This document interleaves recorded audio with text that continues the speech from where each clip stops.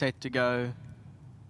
Breeders' Guineas listed, set, and away they go. Match That was slow into stride, is at the back of the field. Augusta Rosso has gone off to show the way. Augusta Rosso, the leader with the red cap, is in front from General Pardon, who races back in second place. They followed by Sylvan Mistress, who's back in third in the black cap, and then came further back in the running Another Dance for Me, who's 1 length away and 1 from last, and a further length to match that after a slow start at the back end of the field. Augusta Rosso sets a good enough pace out in front, is clear by 2 lengths down the side near the 1,000 metre pole. Got it by 2 lengths to General Pardon in second, 3 lengths away Sylvan Mistress, 1 off the fence in third. Royal City Girl is at that one's inside, then Another Dance for Me. Got 8 lengths to make up, and Match That is the back marker. Turning into the home straight with 700 metres left to go in the Breeders' Guineas, and towards the inside it's Augusta Rosso, the leader. General Pardon's in the centre, moving in now, then about 5 lengths away to Royal City Girl.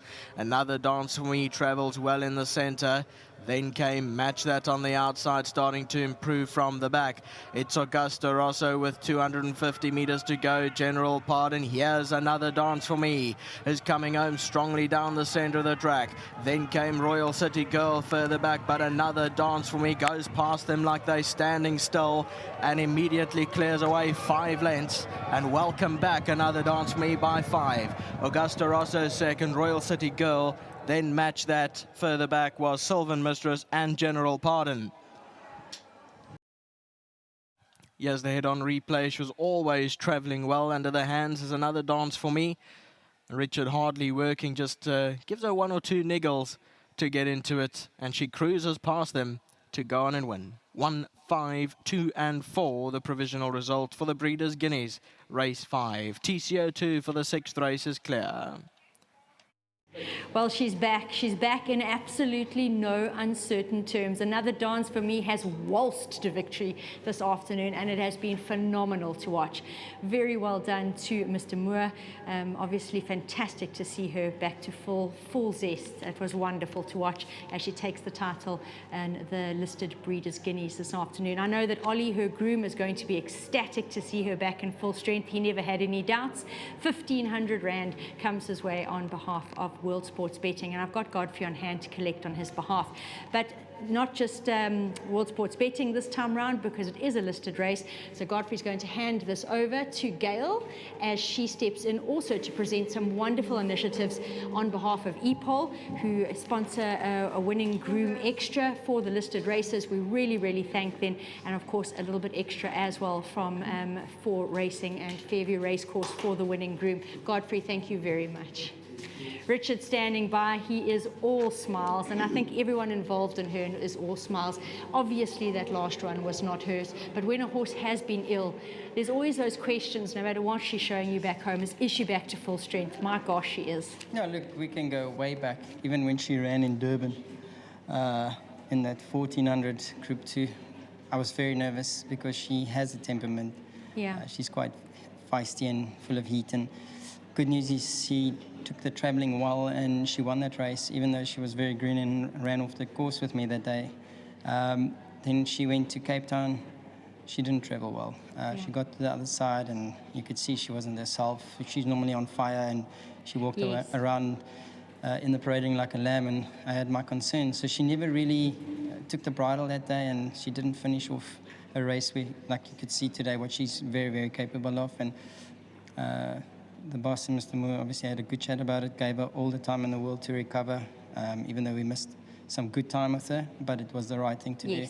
And then when she galloped not so long ago with me, she was back to her usual self, and today you could see we made special precautions, have a pony with her because she was on heat, so pace was good and really testing, and yeah, she's just that good. And through the 400 I was seeing the old filly, the way she just drops gears and does everything herself without me having to ask. So it's good to see her back and being on fire that we know she can be. So all great news. She's just built strength from strength. So well done to the boss for really putting all the time and effort and patience with the filly, and obviously to Mr. Moore and his team for their patience and just allowing her just to come back to her usual self and show us what she's all about. I was tempted through the 200 to give her a squeeze, but I'd rather keep the lid on it because there's just so much for steam.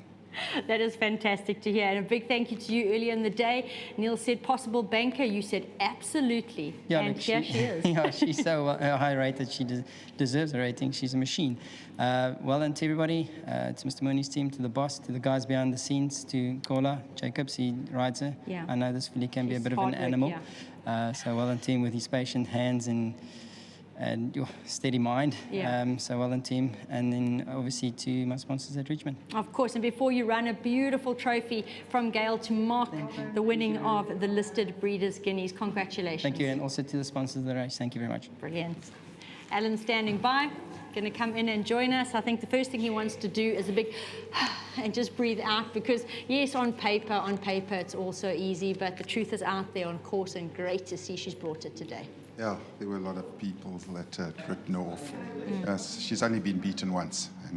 And she had valid reasons. And she had a valid reason. She came back. She was really sick, so much so we sent her off to the farm for 3-4 weeks to just recover, get some sun on her back and some grass in her stomach.